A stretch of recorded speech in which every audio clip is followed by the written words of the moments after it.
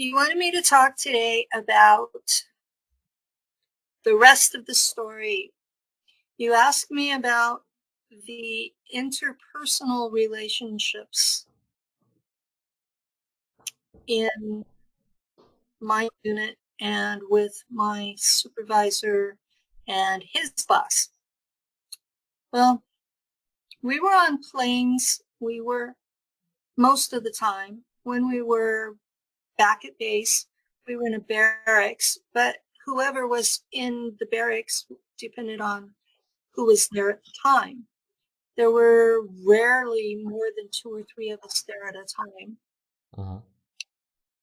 I don't remember having any close relationships with them at all. Because the Germans, how do I put this politely?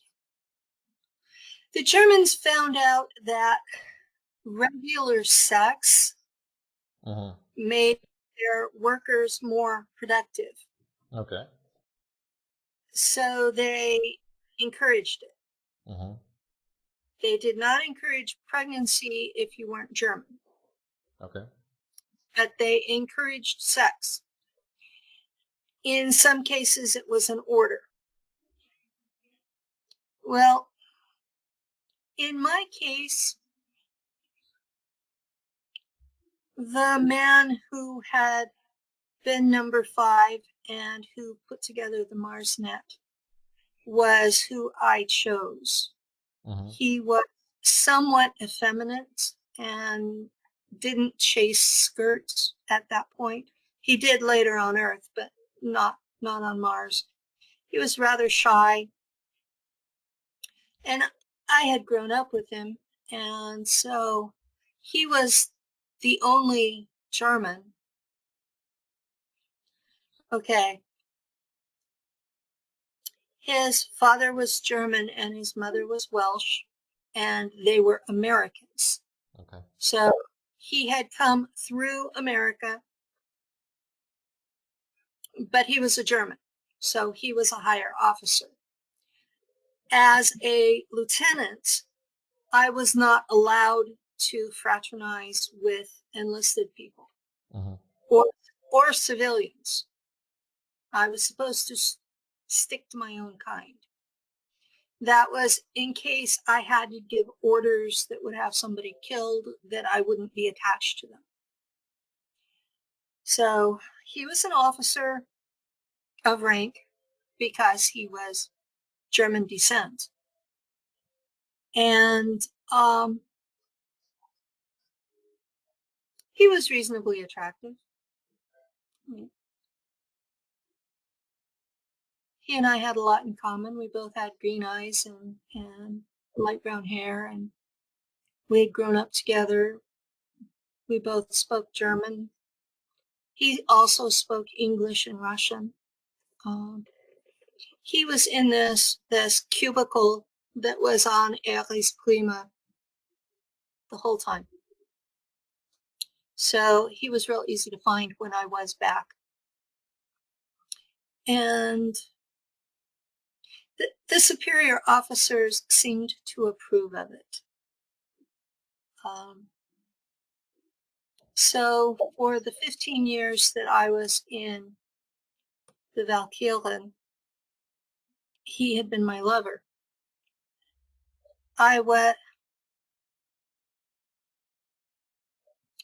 Lieutenant Valkyren was very, not exactly masculine, but she was aggressive and Teutonic and generally not a nice person. So finding someone willing was a bit of an issue. And Steve had known me the whole time. So I would go out on mission, and when I came back, I would get myself cleaned up and clean uniform and go see him.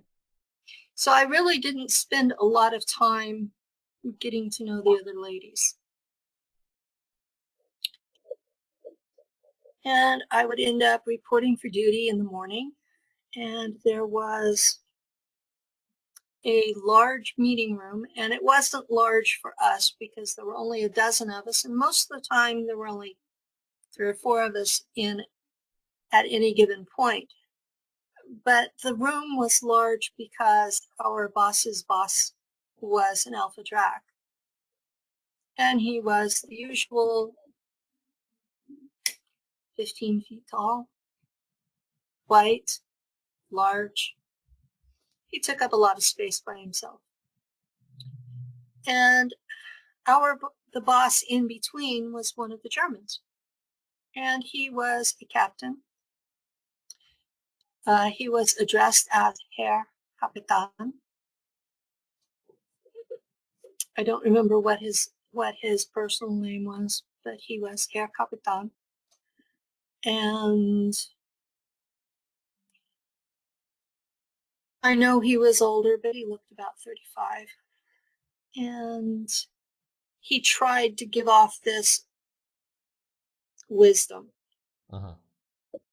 which was kind of amusing. Bogus. Because, Bogus? He wasn't stupid, but the situation was he was not telepathic because none of the full Germans were. So he could not talk to his boss, and he could not hear most of what we were talking to each other about because we were all hybridized. So everyone in the room was telepathic except him. So he was in over his head and still trying to maintain order and discipline and a military approach to things. And we did our best to treat him well in spite of his obvious inabilities.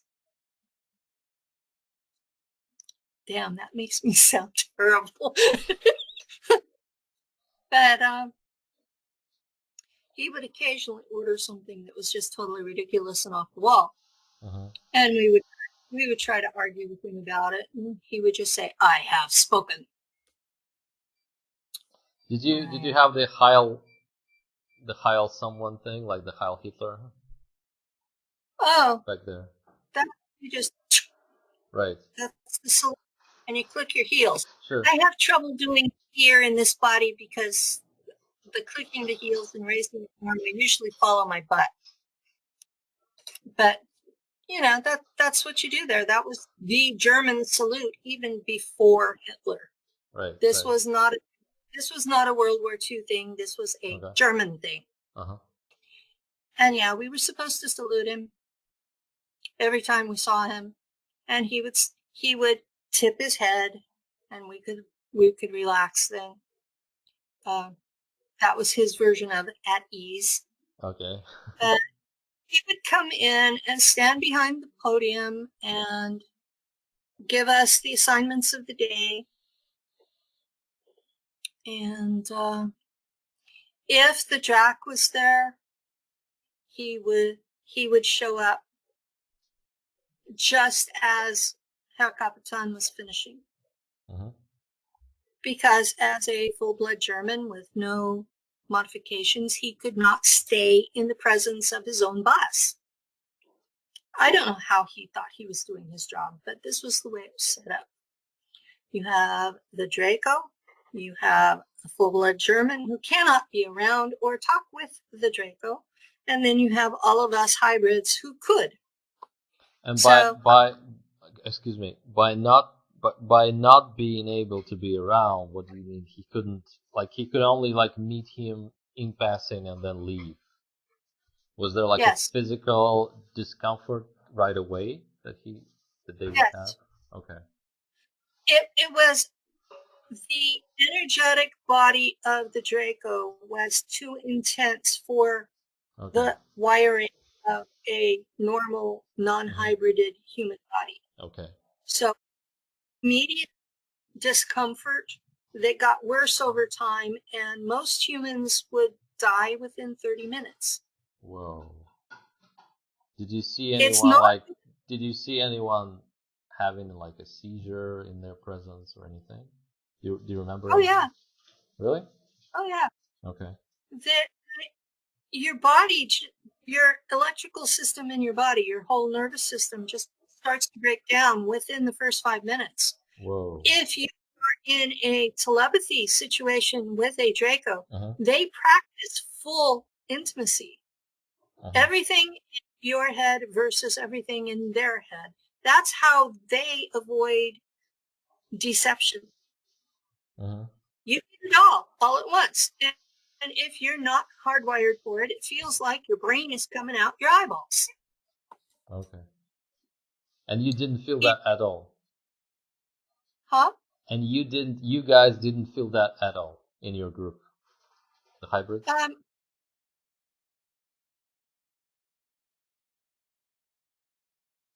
But we were hardwired to be around them. Okay. That was all I would feel is the all right. like it was too much. And usually I could tell the Draco slow down, and they would, because it was not their intention to do harm. It was just their energy body was that intense naturally. I see. And this is the way they talk to each other all the time.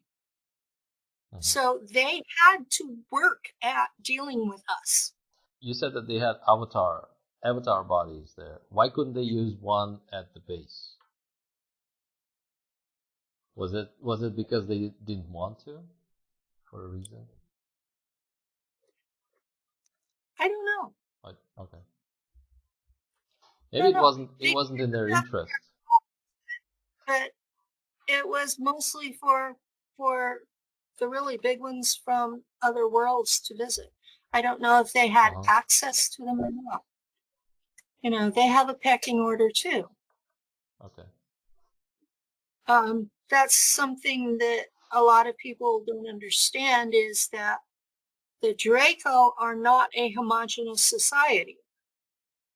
They are a monarchy run by a group of, I think it's 4 families that intermarry every so many generations to keep the ruling class from becoming inbred. Okay. And they're very careful about who can marry who when. Because they've watched inbreeding be a problem before. So they've found their solution and they're sticking to it. So those families are the ruling class. And the queen and the queen mother run the entire empire. And their ambassadors are princesses. Not princes. Female, not princes. Females from the ruling class, from the ruling family. Their sisters, their own daughters. These are who they send out to other worlds. Males are a step below. They had a war of the sexes that was biological, not this emotional struggle that we have. The females have vaginal teeth. Really? And can bite. The males have prongs. And they can release a fluid that will heal the injuries if they want to. So they've had this gender war for millennia, for longer than there have been humans. And the women won. That's what's going on in their world. So some of the males, when they go to other worlds, will take advantage of that the females there don't have teeth. So what can I say, you know? It is what it is. It's biology, right? So this is part of the tension you get is, okay, the ruling class will send a woman, a female Draco, once in a while. And those were the bodies, the avatars. Okay. Those are the only avatars I ever saw were for the princesses. So it may be that the guys that were stationed on Mars didn't have access to them. Oh. So, okay, where did they live? They did not live on base. They did not live in Aries Prima. They had a colony not too far away that was in a crater with a cap over it and force field over the cap so that it wouldn't show up. If you didn't know it was there, you wouldn't know it was there. And they had lots of people. Oh, I use people to mean sentient beings in physical bodies. These are 3D physical beings. They are not demons. They are not ghosts. They are not archons. They are not anything religious. They are 3D physical beings just like you and I are. Okay. They just look in between a dinosaur and a human. The ones I was around all had snouts. I've seen the pictures where people have drawn them with short faces like humans. I never saw one that looked like that. They may have them somewhere, but I've never seen them. So the ones I've seen have all had a snout. The warrior ones, it's more like a turtle's beak. Okay. They don't have a big bird, but it's more like a turtle beak. And they're still perfectly capable of speaking any and every human language perfectly. Really? So, really. And they make sounds in their native language that we cannot make because of the shape of our palate. And they would rather we not even try. So telepathy is what they prefer dealing with us. And they make the effort to speak German or English when they have to deal with a total human. Did they teach you guys their language? Some. Racha means fool or slave. Okay. Yeah. Amazingly, it means the same thing in Yiddish. So interesting. Very interesting. Some of the words that our languages have in common with ET languages. Sumerian has so many overlaps with Shahami that it might as well be the same. I see. It's obviously a human version of Shahami. And those are the 3D physical beings that history calls Anunnaki. And they also have a city on Mars. It's underground. It's in the southern. Were they ever working together? The No. Shahami and the Draco? No? Okay. No. Whatever alliance that they had in the past fell apart. The Shahami have had 3, possibly 4 nuclear wars on their home world, and 2 of them scattered into space. One of them's ongoing.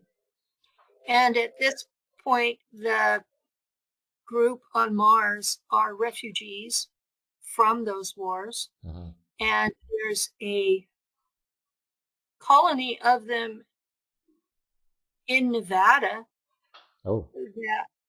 that the United States government is calling tall whites, but they're Shahami. They're worker class Shahami. There's another colony of them in the Pine Gap area in Australia. And there are reports of an ancient group of them in Tasmania. So that would be a rogue group that's still answers to Marduk.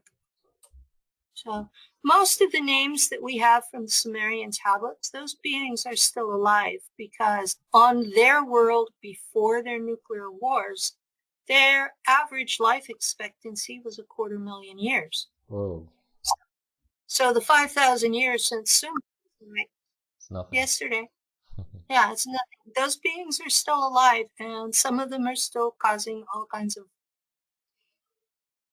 warfare. But the Shahami on their homeworld, 80% of the males are sterile. So their race is now dying because they can't reproduce. So they're either going to have to create clones of themselves and reproduce that way, or start using hybrids. That we know they interbreed with us rather easily, so humans are the obvious choice. At the base on Mars, there were, I think, about a half dozen alpha Dracs that showed up on a regular basis. The one that my boss reported to showed up at least once a week.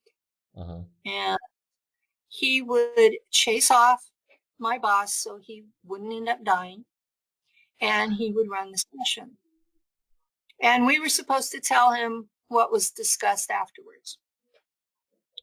And we would be told about various treaties that were in progress, who we were not supposed to shoot, who we were supposed to shoot if we saw them, and which of the various American groups on Mars we were supporting and which we were going to deliberately ignore.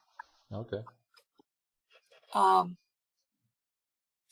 There were lots of American groups there.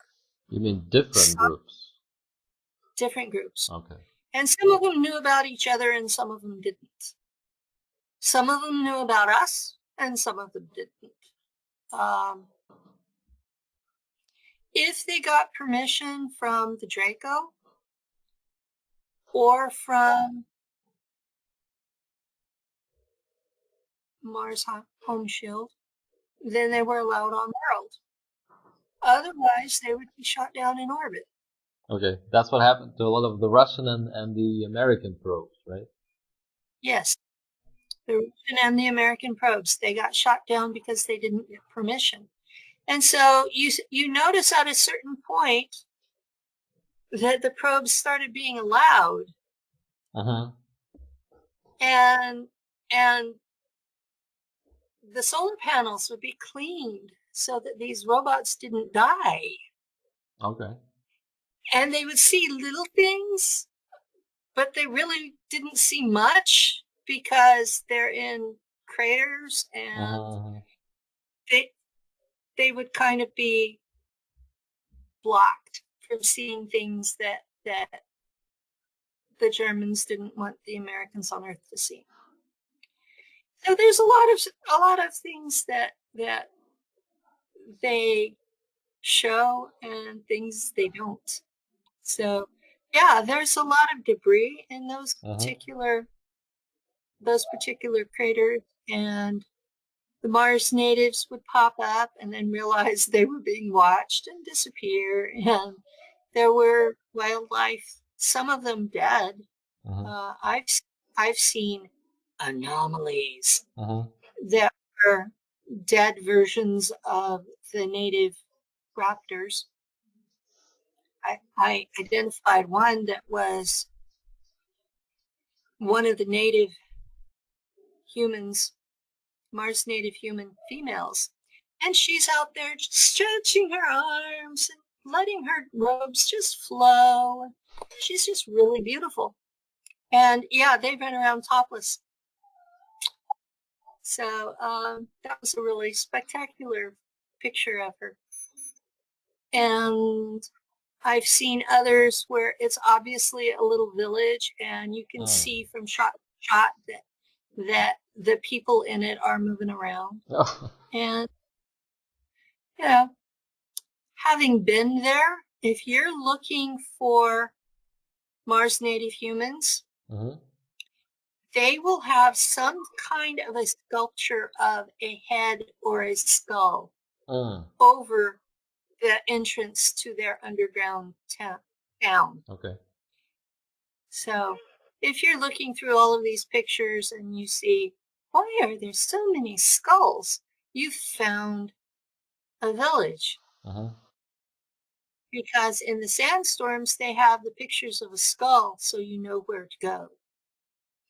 The sandstorms on Mars are really bad. I have heard other people talk about a version of humans about this tall on Mars. I have never seen those. Like physical? Ever.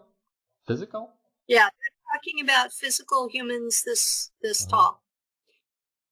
Mouse size or smaller. I have never seen those. So, I won't say they're lying because I have no evidence either way. I've just never seen them. People need to know that when we are sent back,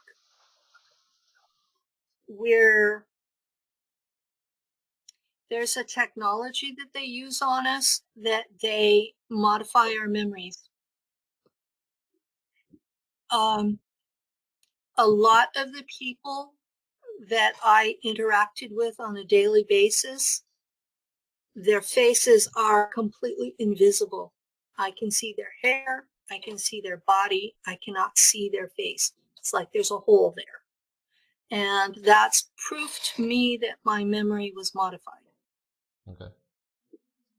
So when I say I can't recognize these people, it's because how do you recognize somebody with an invisible face? Steve, I remembered because I could remember his body, and it was a little bit distinctive. He had really wide shoulders and very narrow waist and hips. And when I saw him on Earth, he was still him. So I also pick up on the energy of people. So if you look similar and have the same energy, it's likely you were the same person, but I'm not gonna stake my life on it and just blurt it out. So I know other people remember the faces and don't remember the names. I remembered James Rink because that was a different altar in a different program. James is in Kruger, not Nacht Waffen, and treated us a little different when we came back. There was still some mind wipe, but it wasn't the same. The Germans were more thorough about it. I know that I flew air support for Randy Kramer's group, Mars Defense Force. They were there under contract where the Germans were in charge of them. So they were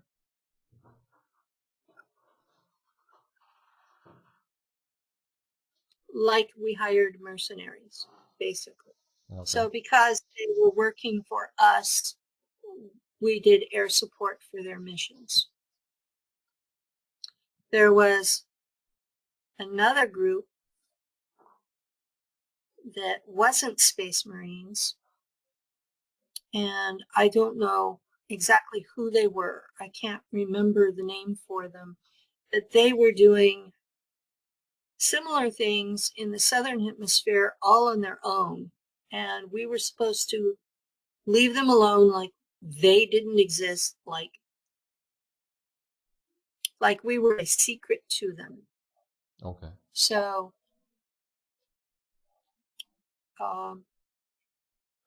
I would occasionally fly over, and the computer would automatically turn the screen on, the cloak, so that they wouldn't be able to see my ship at all. Okay. Then the American Army sent a group up for basic training. And I don't know where those people went. That was towards the end of my time on Mars. From what I understand, talking to other veterans, almost every faction out there would do basic training on Mars.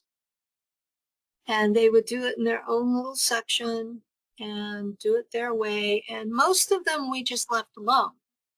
They were there doing their thing, and as long as they didn't bother us, we were okay with them. They had gotten consent from the Draco.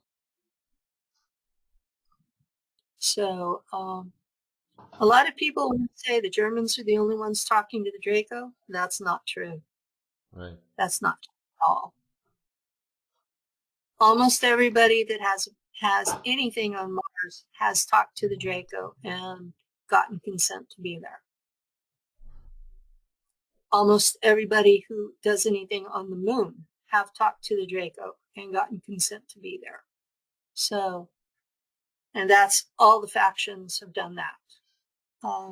Every square inch of both of those heavenly bodies are spoken for. And the Draco are the only ones who are giving consent for Earth humans to be there. So they're all interacting with Draco. Which makes sense when you think about we are in the Draco Empire. Okay. So the moon is also the same kind of territory. Okay. Every planet and large moon inhabitable in this solar system belongs to the Draco. Primarily. If you want to have something there, you have to work with them. Or get into a fight with somebody else that's there. That's the way it is. So those other beings have had property rights for millions of years.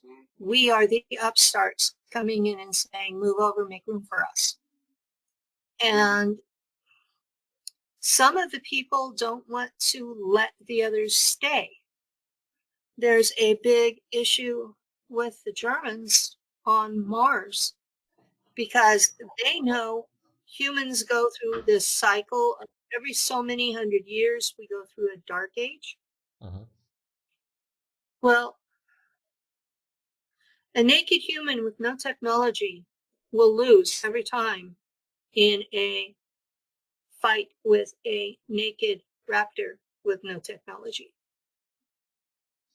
So they're thinking that it's a long-term survival issue, allowing those raptors to stay there. So it's not a race war so much as a survival concept. That if you know there's something there that's stronger, smarter, and can beat you in a fair fight every time, and you let it stay there, you're not doing right by your descendants. Okay. That's the theory behind it. So what, according to what Randy Kramer has said, I've been at a couple of conferences with him, on panels with him, and he's just blurted this out that his group is using the raptors for target practice, using them to test weapons on, using them not for trade, not with respect, but basically treating them like something that needs to be exterminated. Now, we've got treaties with those same people since 1990. So how are those raptors supposed to think? Well, the Germans have a treaty with us. This American group has a treaty with us, but this American group is trying to wipe us out. Why don't we just wipe out all the humans? And if they decided to do that, I wouldn't blame them. You should also know that we're not talking about small numbers of people. There are 10 million Earth humans on Mars. We already have major cities there. The place is self-sufficient. The capital of German Das Bundes is on Mars, not in Antarctica. Okay. So that's New Berlin, right? That's Neu-Berlin. Yeah. Have you been there, or do you know where it is, or do you know the size? Anything about it? I have been there. I don't remember where it is. The size, it was half a million people when I was there, and that was not the altar that we've been talking about. This was a different altar, and so it was about 2015, and that's the other altar that we talk about in my intro.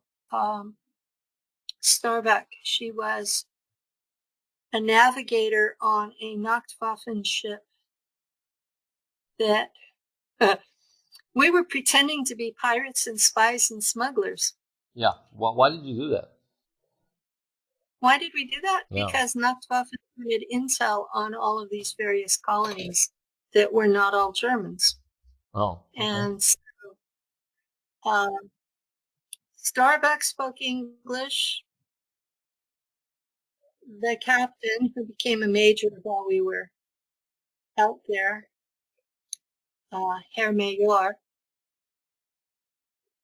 and we had this crew of 12, and 4 of us were Earth humans and spoke different languages.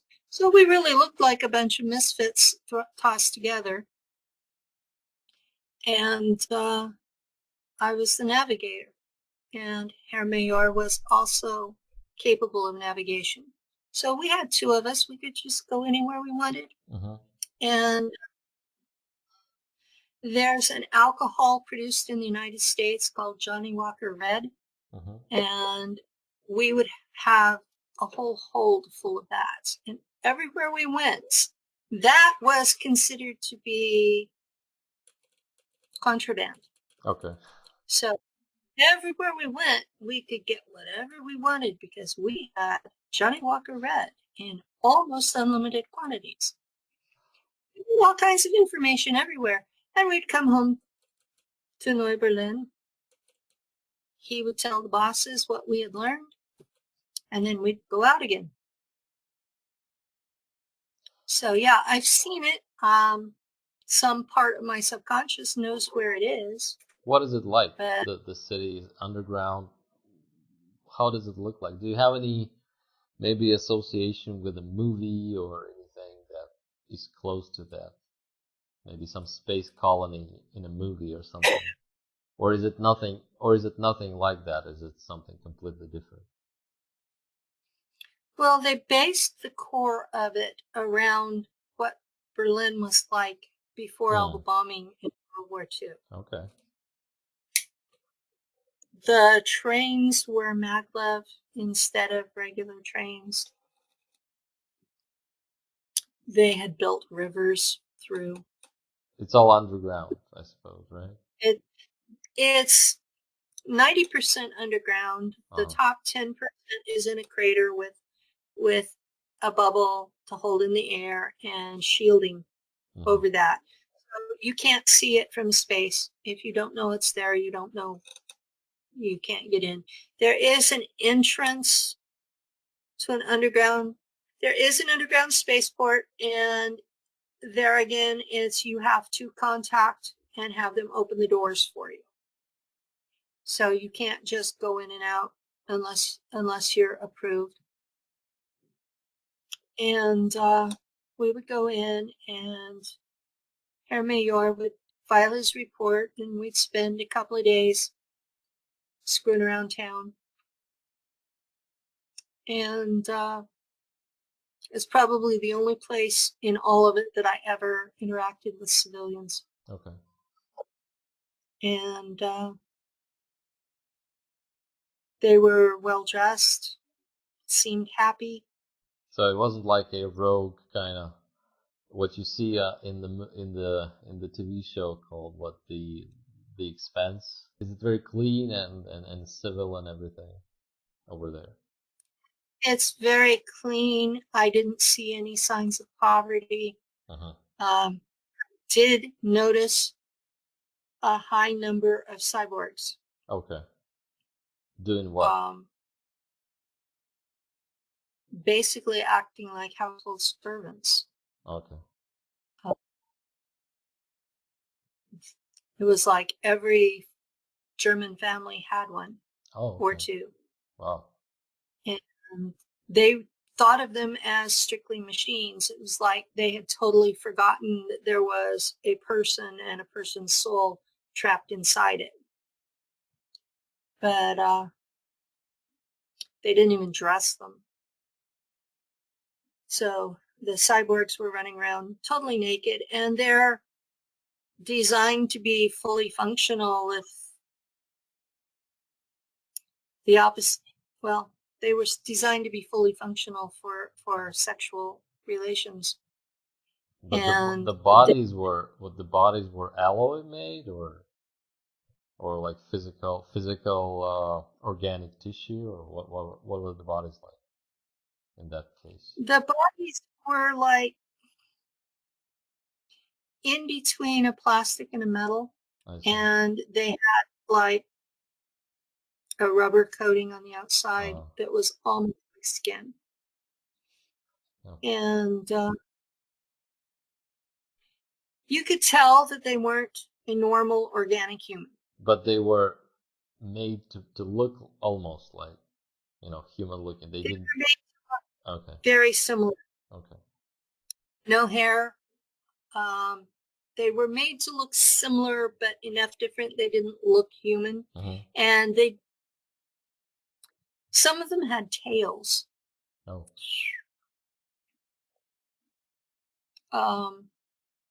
But then a lot of the ET races have tails. So it was like they were designed to be sold to ETs, and a human had bought them anyway. Okay. So I don't know what their economy is based on. So I don't know what they're paying to get these. But we visited a lot of the American colonies. We visited a lot of the planetary corporations colonies. And they don't have the cyborgs so much except in the factories. Their population is basically poor. They've kept everybody poverty stricken and basically enslaved. The planetary corporations have. So you're saying that the German colonies are mostly they have like slaves and cyborgs, but the civilian population is very wealthy and well off. And and what is the civilian population is a lot like the movie Elysium. Right. It's people that were on the structure. The station, the space station. It's the civilians that were on the space station. That is describing what the German civilians are like.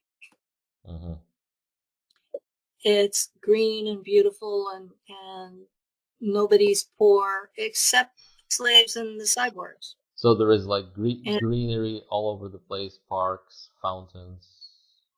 Okay.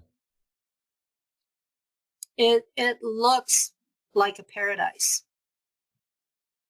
It really does. And if you don't think about that the cyborgs are a person, or that the slave is a person, the slaves, even there, they were decently dressed. They had pants, shirts, shoes. They weren't naked. They weren't mistreated as far as I could tell. they did have the slave collar. And it was the assumption that you were a criminal if you were a slave. So that was that's how they programmed their own people, probably saying that, they must have done something bad, that's why they're, doing this. Mm-hmm. Right, okay. You said that they copied the core, the old kind of center of Berlin. Did you see the Reichstag and like this, the banners and everything? Okay. Yeah. Wow. They kept the culture, so they still had the banners with the swastika, and they still had the big clocks that would the various robotics would come out at the hour and have some sort of a little show.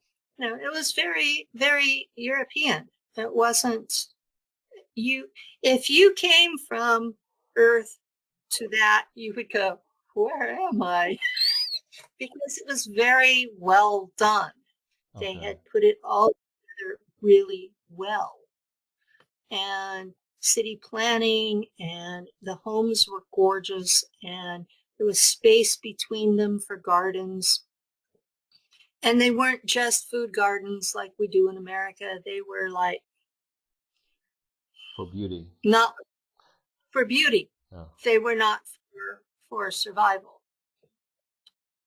And not like Aries Prima had been, where we had all these gardens that were for food.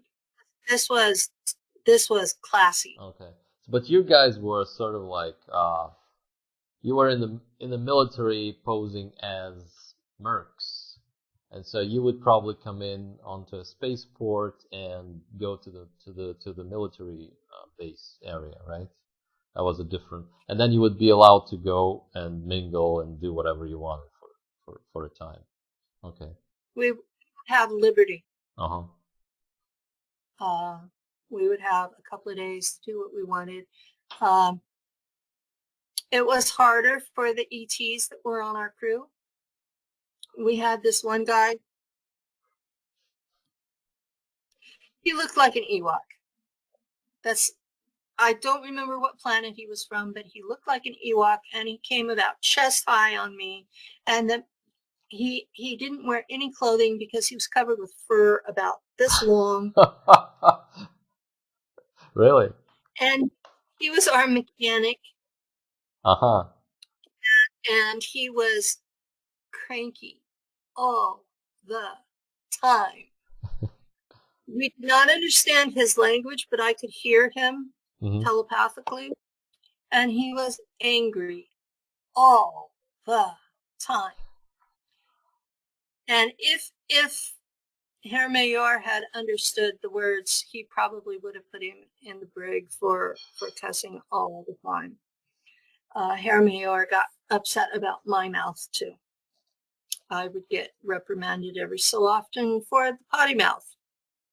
Why was he the Ewok person? Why was he used? Because their race was naturally good with the technology, or was it just to make it more exotic? Your crew, I mean, to make it more look more like a mixed bag, that you picked him up somewhere. What was the reason for using him instead of a human mechanic? He had been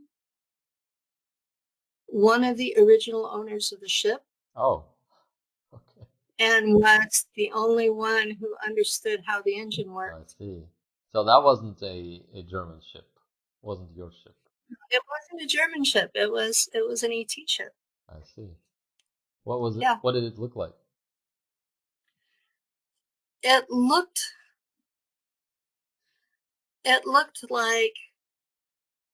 like a box, and it had an engine on the one end, and then it almost looked like wheels on the edges, and those were for maneuvering in space. Okay.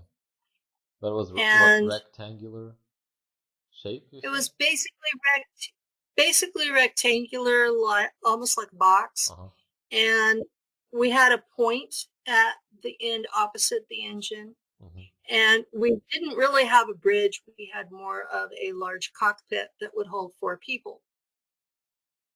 And it actually had a glass screen in the front. Okay. None of these have windows because there's too much debris in space and it'll break the windows. So you have this shielding all over the whole outside, and you have these cameras all over, and you get the computer will set up a outside view. Mm-hmm. Right. And that's what shows up on the screen. And that's what we worked off of.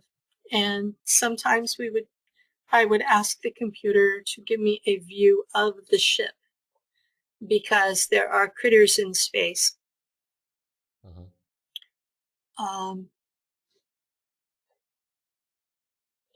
Like any other environment where there's a lot of energy that's going to waste, there are beings who have evolved to feed off that energy. And then other beings that have evolved to feed off of them. So the first stage is basically like plants. Mm-hmm. And the second stage is basically like herbivores.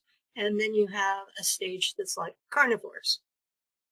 And these are huge. And they follow the currents of energy coming off stars.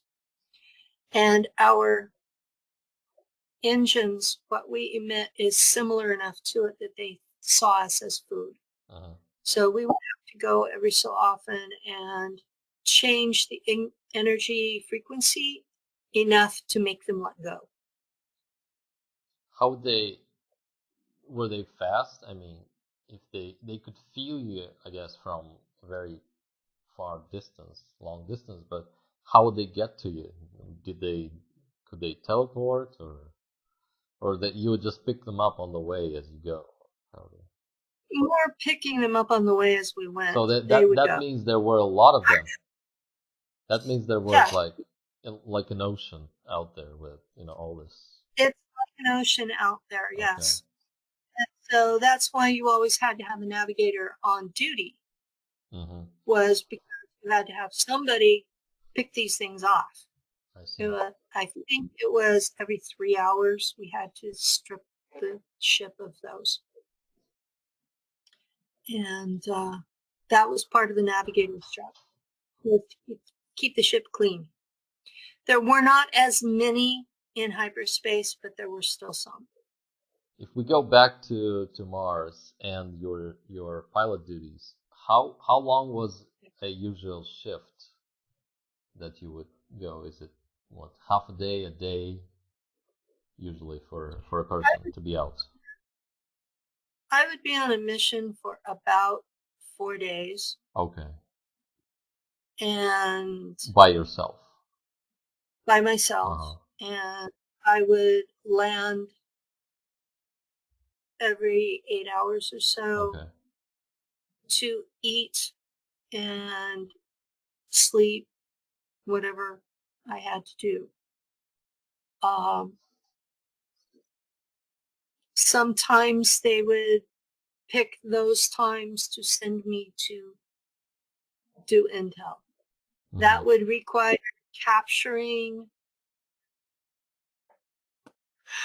a mantid or a raptor. And they preferred I get the smaller raptors because, one, they were more likely to talk, and secondly, they were less likely to kill me. Okay. Why would they use you as a pilot? First of all, were you really trained to be like what would you would call like an infantry or a special ops who would go out by themselves and pick up a prisoner from the population? Is it how does that work? Why would they use one person to do that? And knowing how dangerous the environment was. we didn't have a lot of population relative to the size of the planet, number one. Okay. Number two, they knew where I was because the ship was always reporting home.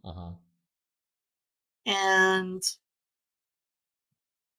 even though I was not infantry, I had been trained for self-defense.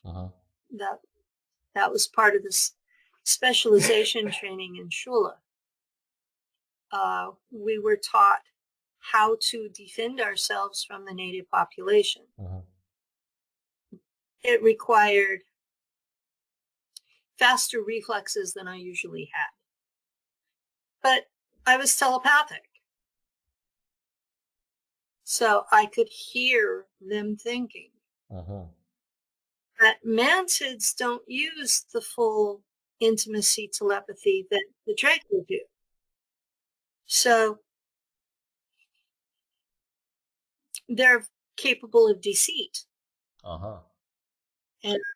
And so they would basically play, follow me, follow me, follow me, into a cave.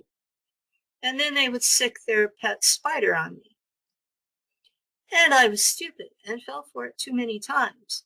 And when I finally got to where I didn't fall for it anymore, I actually caught a few and brought them back for intel. So that was many times over that you did that, not just once or twice. It wasn't just once or twice. This was a part of the regular. Okay. What I could be told to do. Okay. So what do they want from them? Like all the time, like did they want their location, like the supplies that they had, the size of the colonies, right? Okay. Yeah.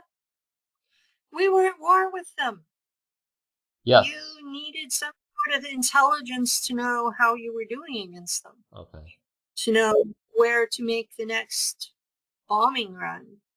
At that point, they were more living in ships than on world. And most of our bombing runs were based on the planet's surface, or what we assumed were just below surface dwellings. And you really have to catch one of them to know. And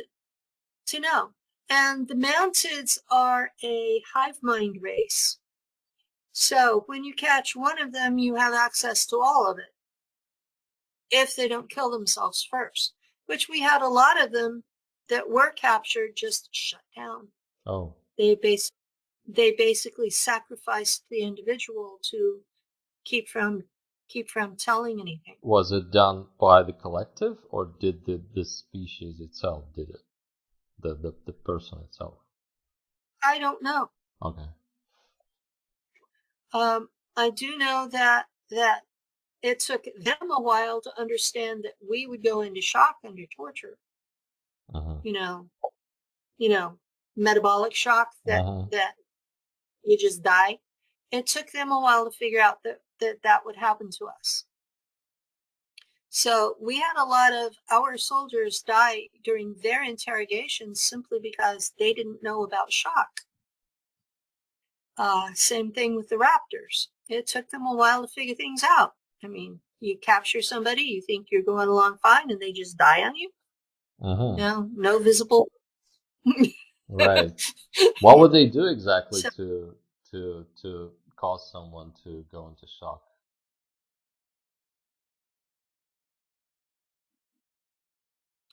Well, the thing that I experienced was with a raptor. And first you have the terror, this creature that is 7 foot tall, so about a half meter taller than I was, and a couple of 100 pounds heavier, with claws that are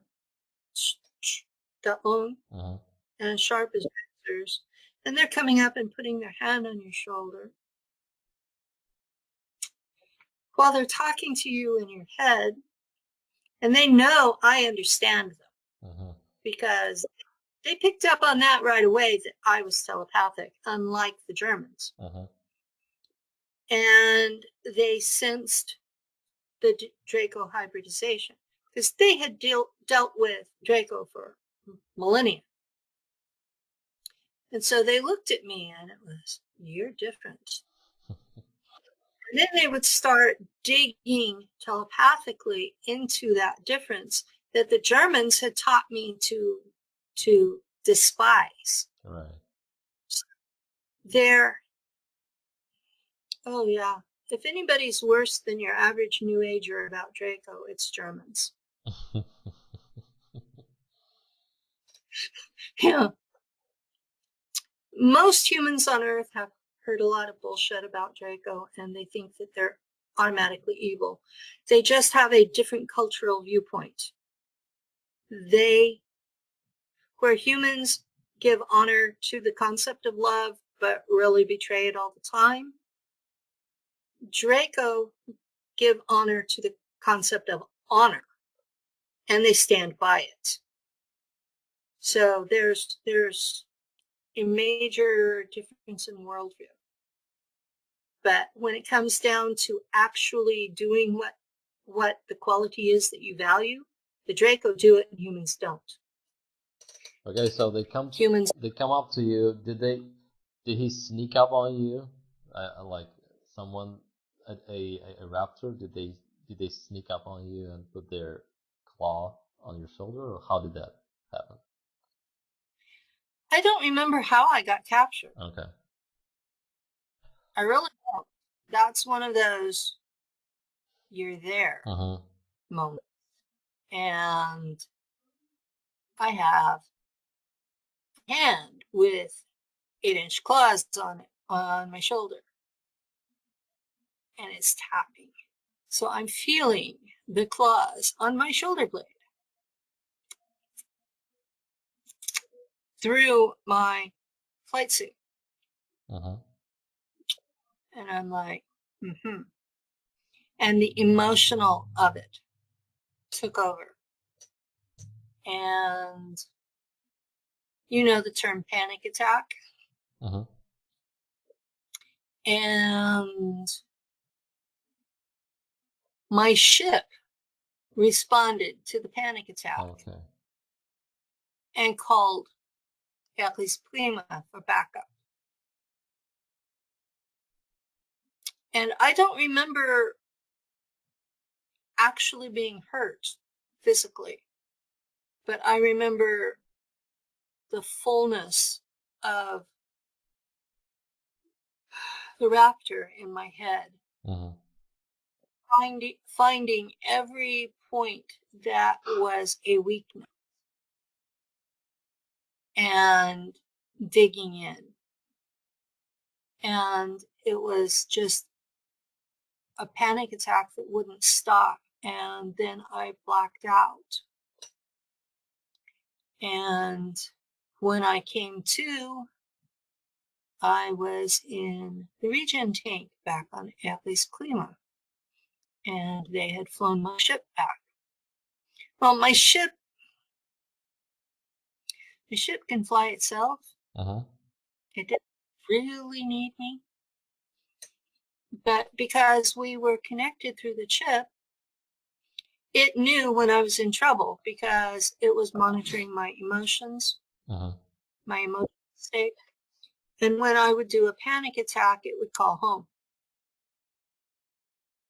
So did they tell you what happened?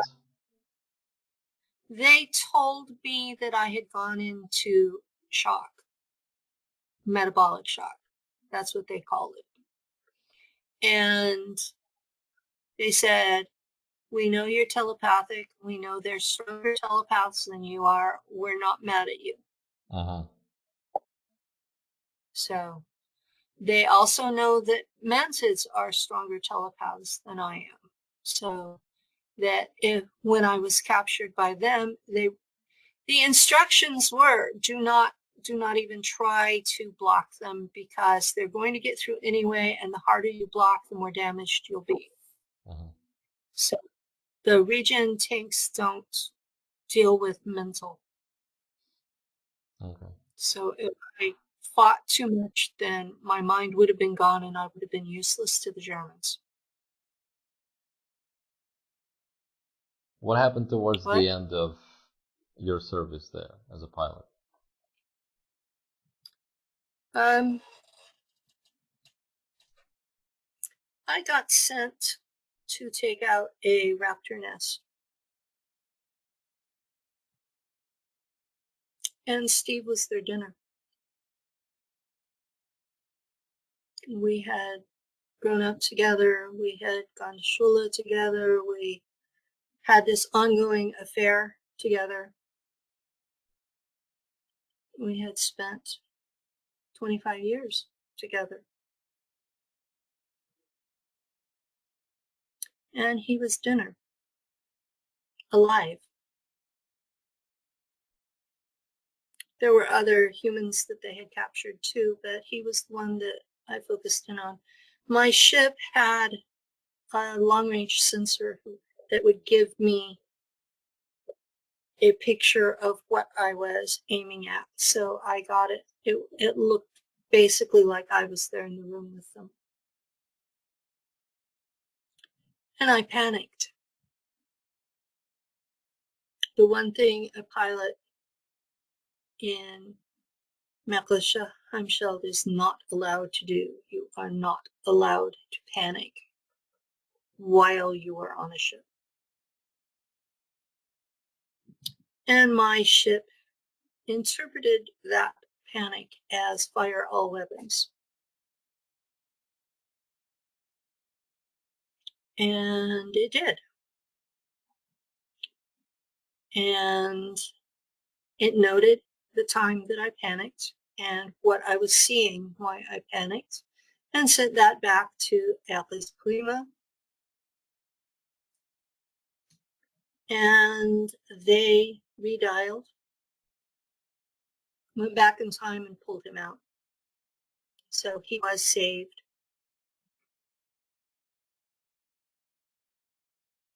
And I was in trouble because I had an emotional attachment that allowed me to panic like that. My commander informed me that I could no longer be trusted with those kinds of weapons,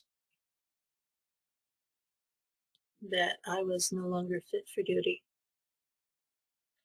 And so I was transferred off Mars into Nacht Waffen, the actual German space military.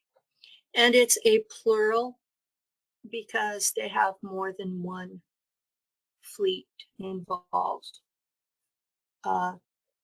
Luftwaffe was singular because it was Air Force singular. Nacht Waffen is the combination of all of the colony, militia, and the main military. So it's more than one, and it's large, and it's 400 years old, and has a great deal of power. And a lot of places to bury somebody who's talented but can't be trusted. And so that's what they did to me. They put me on a freighter where I would be supporting the Armada in its actions on behalf of the Draco, but that I would not be in a position where I could actually do any harm. I see. What happened with this incident? I mean, how did this group got captured and why were they off base on the surface? I don't know. Okay. I have no idea. He was the main person for MarsNet. There's no reason he should have been off base. But would people usually go out sometimes for any reason at all to, I don't know, on foot for some reason?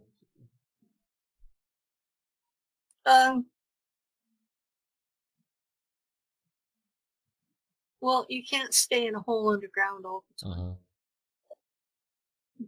But I don't know why he would not have been accompanied by someone more competent. He was valuable.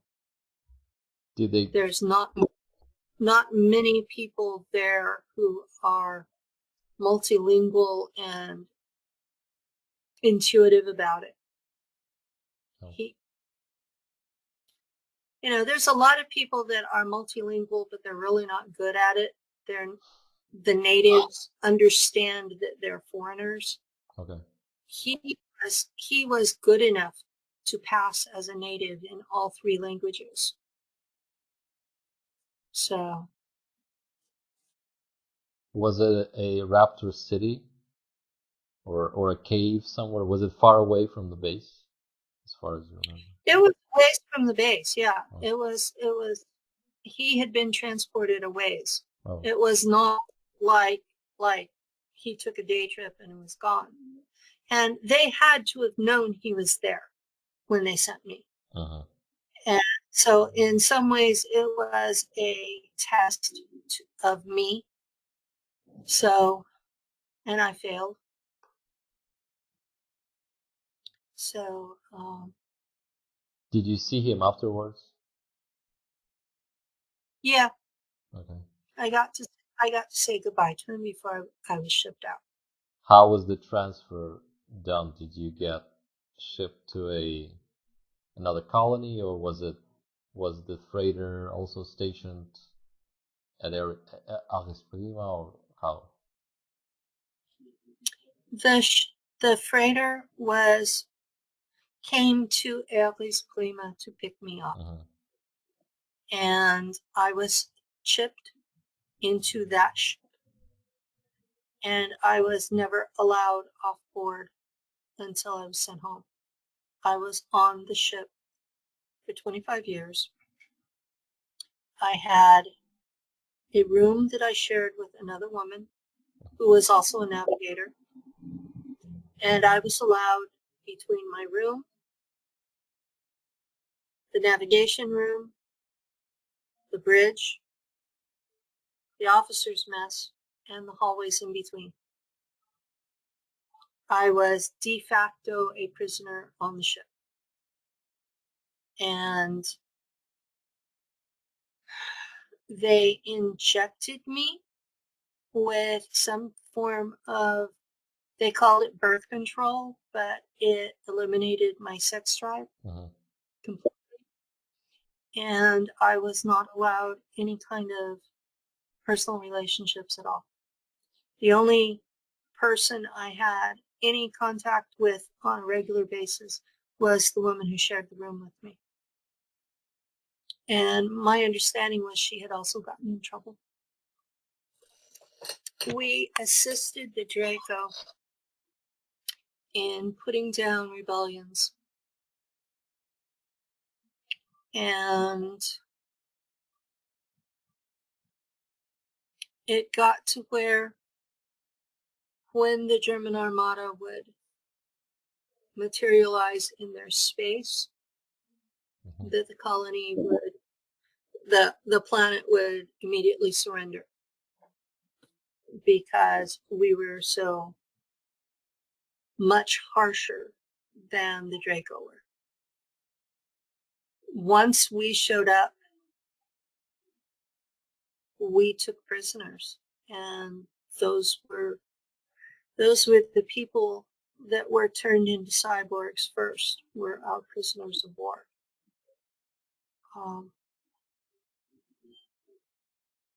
Because all it took for a cyborg was a consciousness. It didn't matter if it was human or a gray or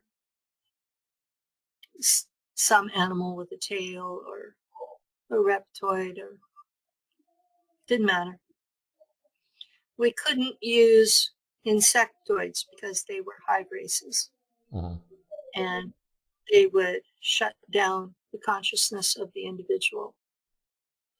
But any race that wasn't a hive race, the Germans turned them into cyborgs and sold them elsewhere. But by the time the Germans were called in, the Draco had already offered a diplomatic solution and been turned down. They had already offered an economic solution and been turned down. No. They had already, we were when everything else had failed. So we came in and we would destroy the place.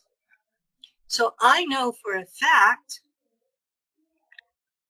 nobody official has told the Draco to leave Earth, or that situation would be happening here.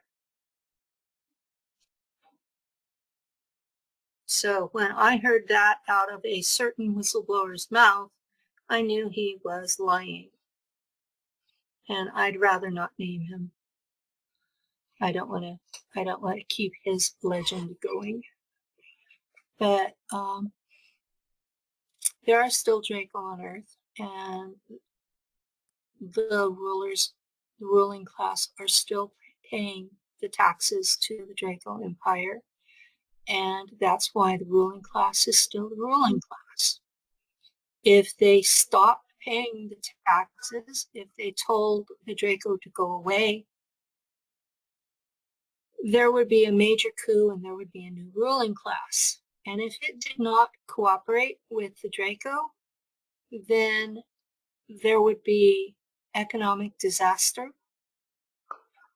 And if that didn't work, then they would be starting in the military solution. And the Germans are part of the military solution. When all else fails, they bring in the Germans. So, and it's on their part, it's just doing a job. These people are rebelling against their rightful empire. So, like when the Chechens rebelled against the Soviets, it's just the way that it's set up. And sitting here on Earth and being in a country that gives lip service to democracy, it seems like a really harsh approach to things, but that's not what it is out there. What it is out there is this is a stable empire that has been there for millions, if not a billion years. And it's not going anywhere in the next 5. You know? And if they showed up here, they wouldn't even have to fire weapons, just drop rocks. I mean, that's most of what we did, was just drop rocks. We would pick up space debris and drop it on the planet. Okay. And the potential energy from it falling would be so intense that when it hit, it would blow the place up. And then it was just a matter of picking up survivors and using them as slaves. It doesn't take major weapons. It just takes dropping big rocks. If you drop a rock from far enough away, it is a major weapon.